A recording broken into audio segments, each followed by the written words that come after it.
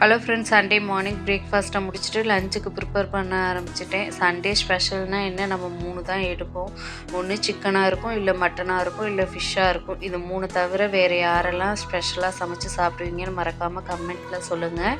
இன்றைக்கி அது மாதிரி தான் சிக்கன் எடுத்துகிட்டு வந்தது கிரேவி மாரி வைக்கலான்ட்டு தான் ரெடி பண்ணிக்கிட்டு இருந்தேன். மட்டனை வந்து குழம்பு வச்சுருவோன்ட்டு தான் ரெடி பண்ணிக்கிட்டு இருந்தேன்.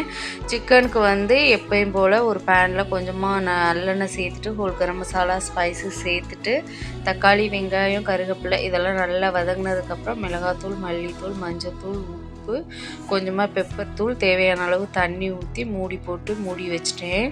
எண்ணெய் பிரிஞ்சு வந்ததுக்கப்புறம் கொஞ்சமாக சிக்கன் 65 மசாலா போட்டு மூடி போட்டு நல்லா வெந்ததுக்கப்புறம் கொஞ்சமாக மல்லித்தலை தூவி இறக்குனீங்கனாக்கா சூப்பராக கம்மன் சிக்கன் கிரேவி ரெடி ஆகிடும்.